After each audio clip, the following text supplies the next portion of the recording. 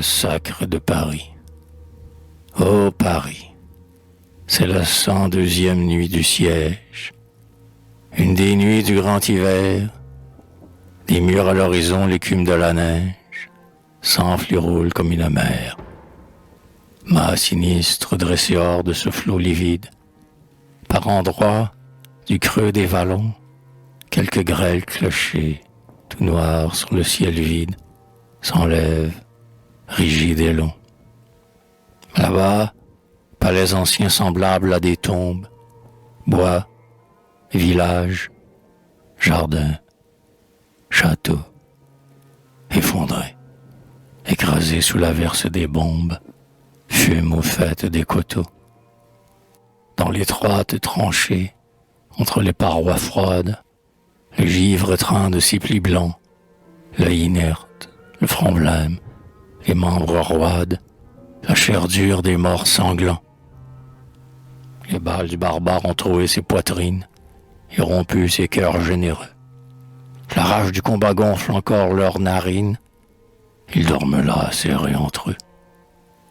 L'âpre vent qui franchit la colline et la plaine vient, chargé d'exécration, de suprême fureur, de vengeance et de haine, heurter les sombres bastions. Il flagelle les lourds canons, meutes géantes, qui veillent allongés aux affûts et soufflent par instants dans leur gueule béante, qui l'emplit d'un râle confus. Il gronde sur l'amas des toits, un jeu décombre, sépulcre immense et déjà clos, mais d'où monte encore, lamentable, sans nombre, des murmures faits de sanglots, où l'enfant glacé meurt au bras des palmaires, où, près de son foyer sans pain, le père, plein d'horreur et de larmes amères, étreint une arme dans sa main.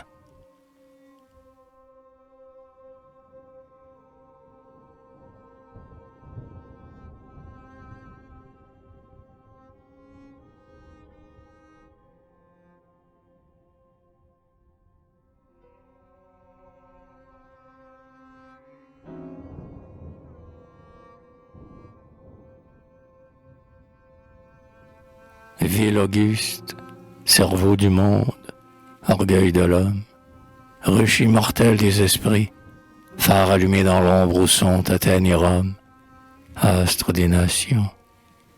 Paris, aux nefs inébranlables aux flots comme aux rafales, qui, sous le ciel noir ou clément, joyeuse, et déployant tes voiles triomphales, voguaient victorieusement.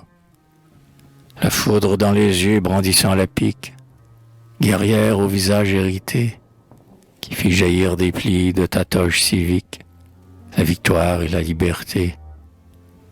Toi qui courais, pieds nus, irrésistible, agile, par le vieux monde rajeuni, qui, secouant les rois sur leurs tréteaux fragiles, chantait, ivre de l'infini. Nourrice des grands morts et des vivants célèbres, vénérable au siècle jaloux, est-ce toi qui gémis ainsi dans les ténèbres et la face sur les genoux? Vois, la horde aux poils fauves assiège tes murailles, vil troupeau de sang altéré, de la sainte patrie ils mangent les entrailles, ils bavent sur le sol sacré. Tous les loups d'outre-Rhin ont mêlé leurs espèces, vandales, Germains et Teutons, ils sont tous là, hurlant de leurs gueules épaisses, sous la lanière et le bâton.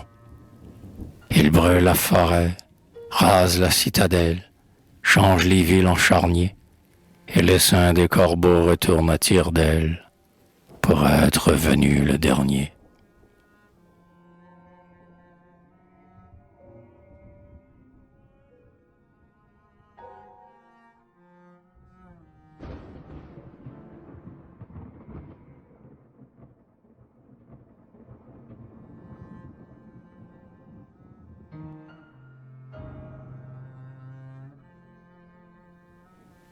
Ô Paris, qu'attends-tu?